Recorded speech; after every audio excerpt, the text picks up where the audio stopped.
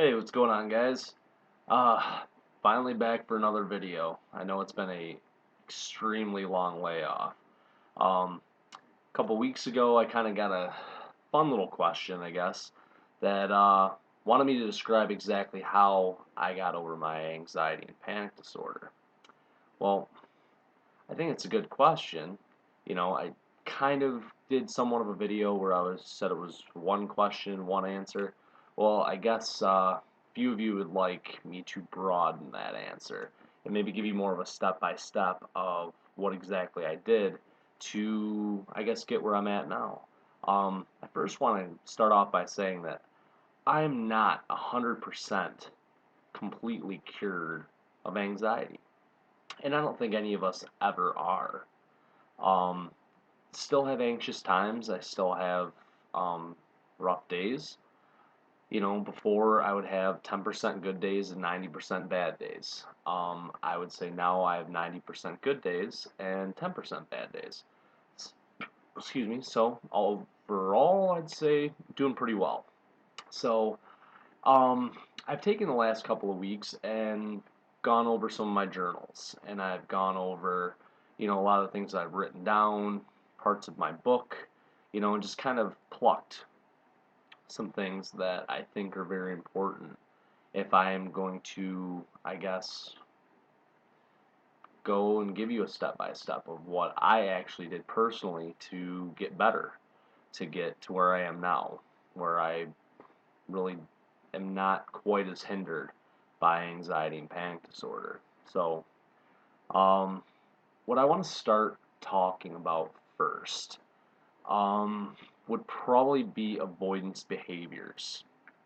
And what I mean by that are things that you avoid doing day to day, things that you get like a really yucky feeling in your stomach when you think about having to do those, or you get dizzy, or you're tired, or yeah, you just want to lay down. You don't want to do them. Well, eliminating barriers is definitely one of the biggest challenges that you're going to face. Eliminating these barriers is the key to the promised land, I guess. So what I did is I started really identifying things that would make me more nervous than the next thing. And as I've said in a lot of my videos, going to restaurants or going to stores, I would walk in and I would just immediately get dizzy and kind of discombobulated, not feeling so well. Well, a lot of the times I'd turn around and I'd run out of there. I wasn't like screaming and causing a huge scene, but at the same time, I wouldn't stay in the pocket and I got to deal with what I had going on. So, first and foremost, I started to challenge myself every day. That was something, that really kind of set me up to stop allowing anxiety to control me every day. So I would go to stores every single day. Every day, multiple times if I had to. And I'd walk in there and I would just deal with how I felt. I would continue walking and I would walk all the way to the back of the store. I would always get like an item in mind that I wanted to go find that I knew in that particular store was at the very back of that store. I would pass people, and most of the time, especially when I first started, I would look down at my feet, or I couldn't make eye contact. I really didn't engage with anybody. If someone said hello, I just kept on walking. Over time, as I continued pushing myself, I took the next step, and then I would try to make eye contact with maybe 5 people on my way back to said item that I was going to find. And that seemed to really help. I would, make eye contact with 5 people this week. That was just the big thing. Like every time I would go into a store, my goal was to make eye contact with 5 people. I didn't have to say hello. I didn't have casual conversation. I didn't do anything like that. I just simply took it as a small step. Walked into the store, eye contact, so on and so forth. And of course, yeah, it was scary. It was something that was, you know, I don't know, it was something that would get me right at my core. For whatever reason, when I would go into stores, when I would go into restaurants, I would get dizzy, I would be fidgety, my legs would be bouncing 900,000 miles per hour, and it was something that I really didn't want to deal with anymore, and I knew the only way that I could get over it, because, I've been to the doctor damn near 1,000 times, right?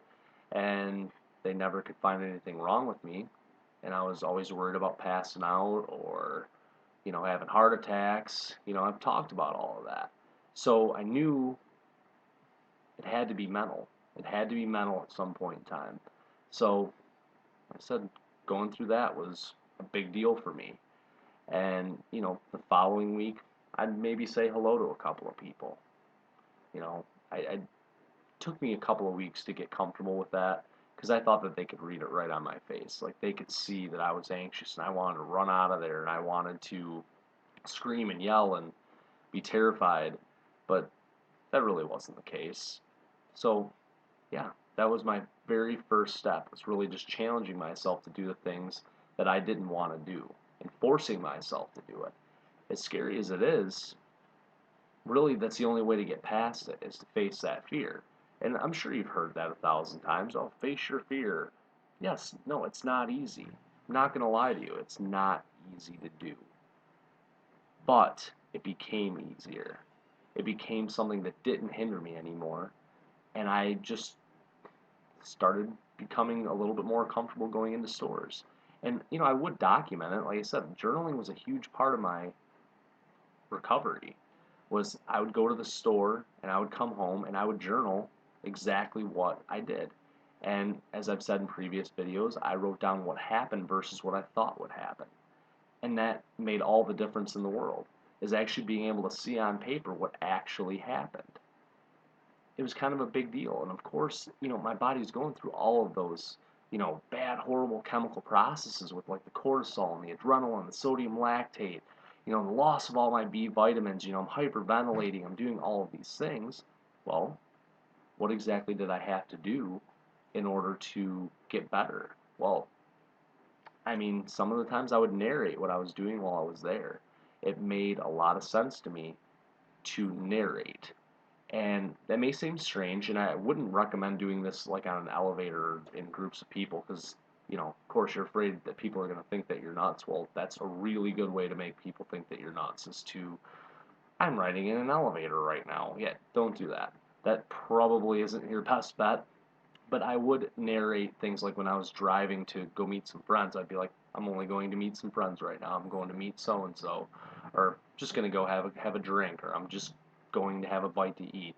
And I guess making some sort of reality out of the situation instead of, I guess, feeding the irrational thoughts seemed to help. Well, piggybacking off the chemical processes and hyperventilating, well, you lose a lot of water when you have anxiety.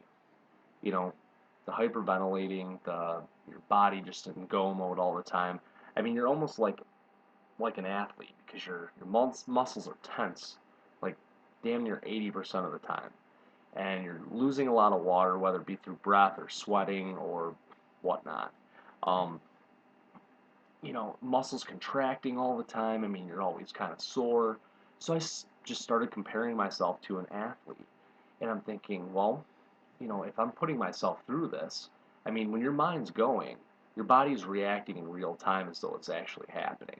I mean, have you ever had that situation where you're really so deep into a daydream or whatever that it started to affect you that way?